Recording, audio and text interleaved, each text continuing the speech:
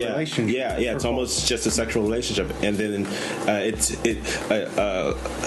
funny enough, the mom relationship, which isn't sexual, is the one that he spends the most time over. Yep. You know what I mean? And like, she also doesn't really need him, and she's trying to let him know, you know, like, I don't really. You need to move on. You need to grow the fuck up right now. You know what I mean?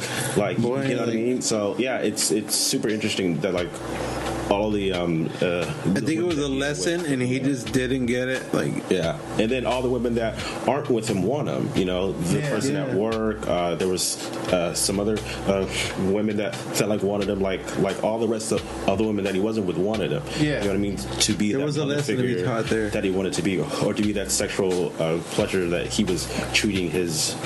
You know, other women for, you know. You know what was cool too was so he was oblivious to that point where he was so infatuated with himself, thinking that all these people needed him in their lives.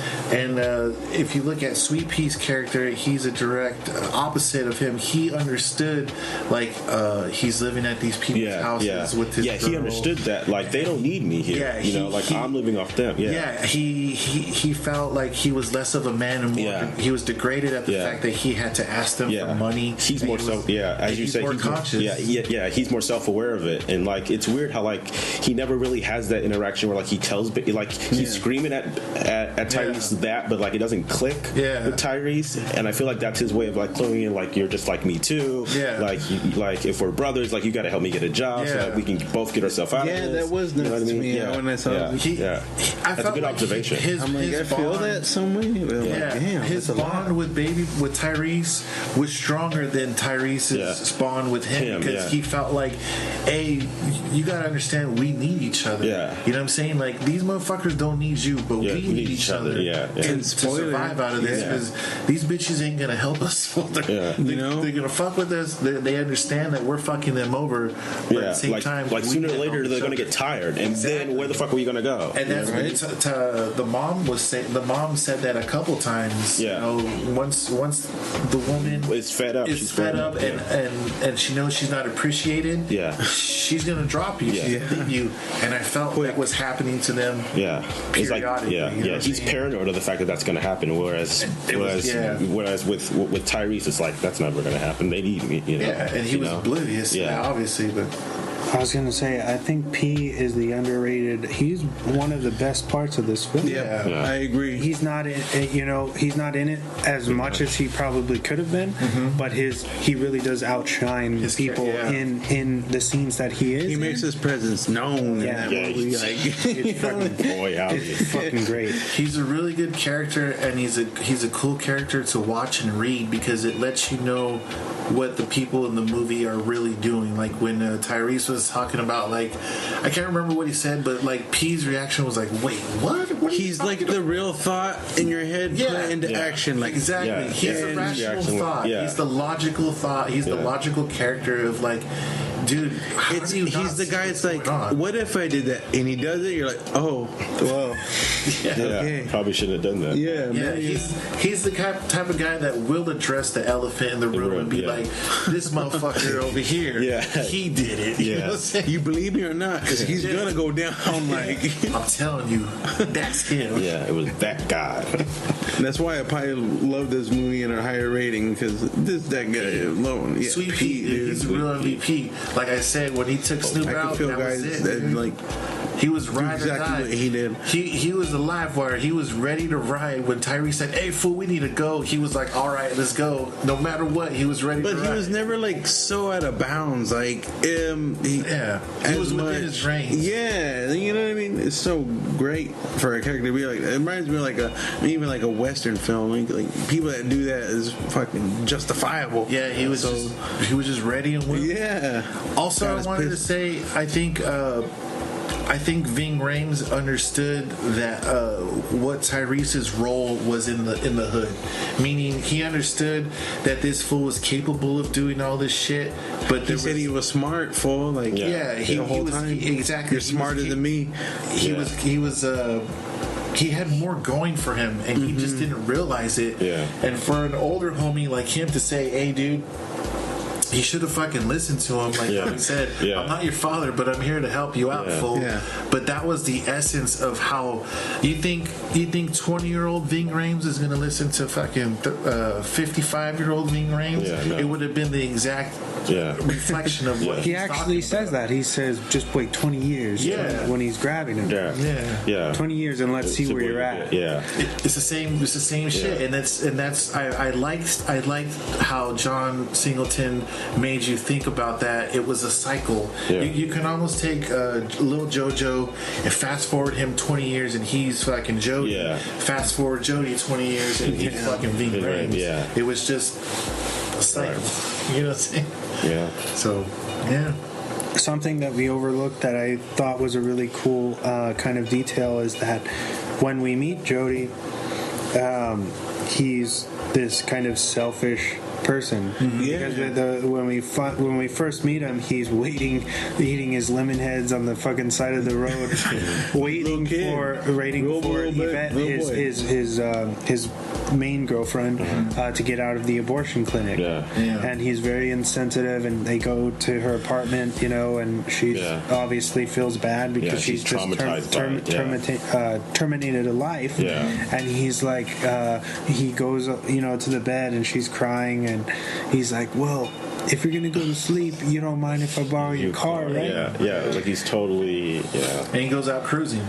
They make it known, like in the beginning, like he's doing things like he's a dog. He's a dog. And then she also has a line later that hints that might have not been their first time to the clinic. Because she said something like you get something and I get a trip to the clinic. So it seems like that wasn't their first time. That like they've been there a few times before. So. See, that's what I'm saying is like that's why the film is called Baby Boy, because he's making all of these bad decisions that are kind of weighing himself down.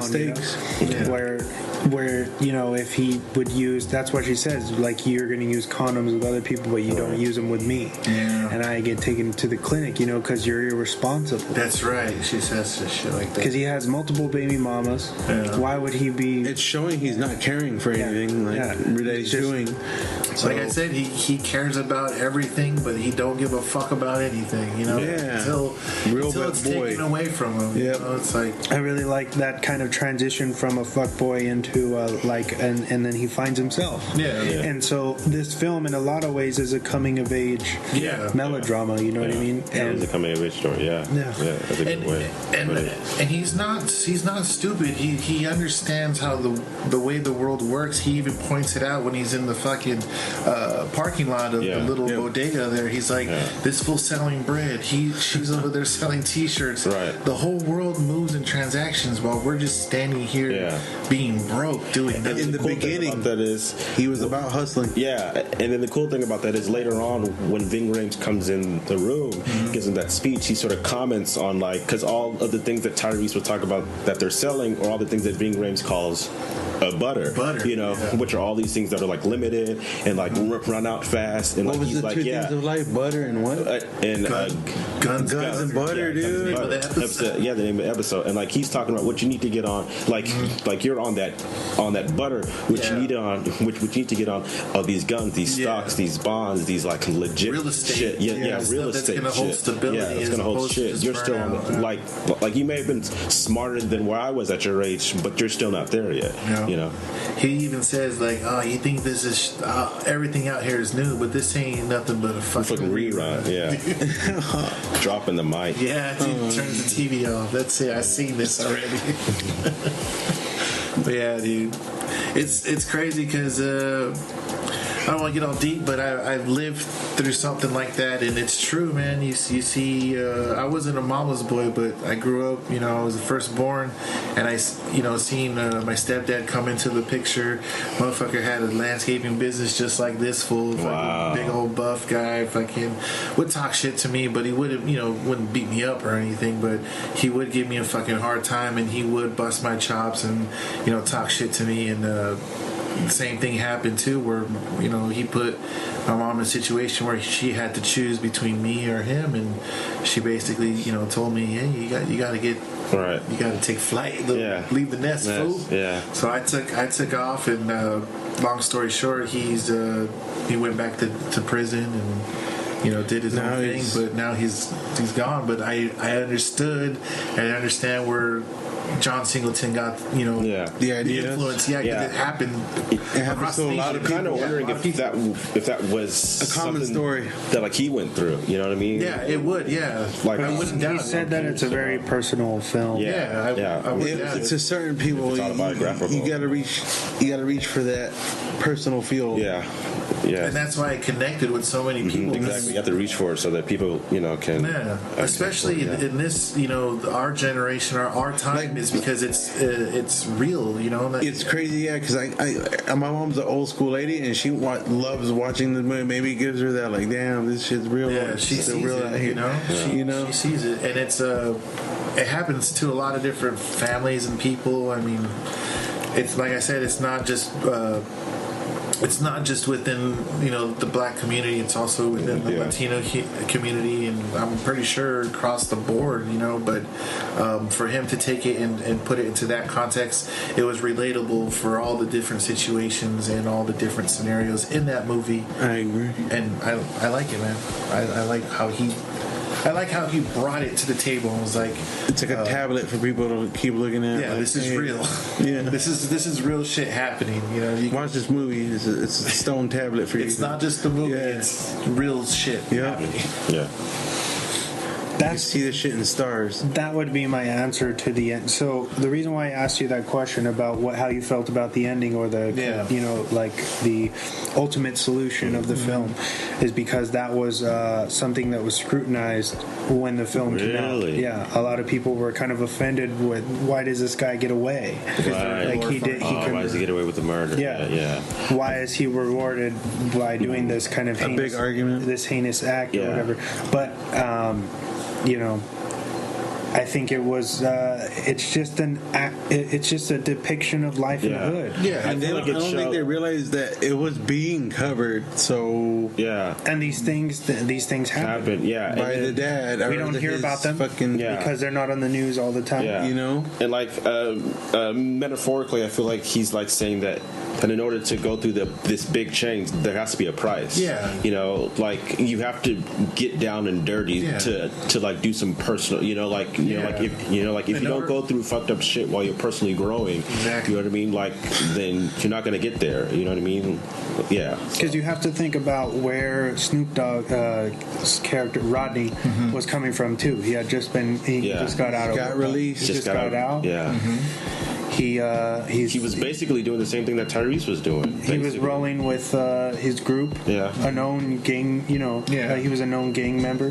So when I'm saying when they took him out, it was everybody was probably like, oh well, we saw that coming. The lifestyle. So they had this kind of how do you say alibi already? Yeah, exactly. They had a formula of what was going to happen.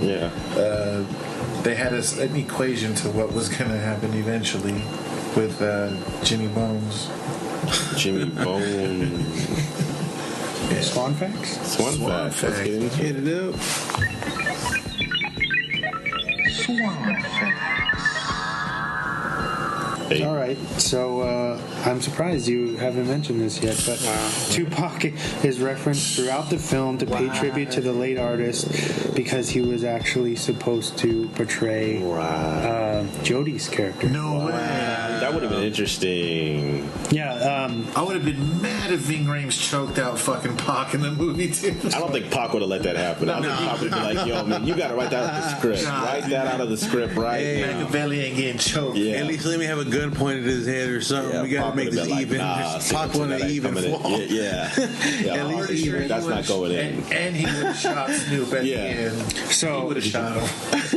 Oh man, the thing was loaded. Oh, I didn't know that. My bad. Sorry, Snoop. Sorry, Rain. So John Singleton actually had written this for Pac during Poetic Justice. When Pac was still alive, they met up and they had planned to do it, and then right after that he was killed. So then he shelved the script for a few years because when did Pac die? 97? 96. Yeah, so he shelved it till 2000. I want to say like September 16th, 1996.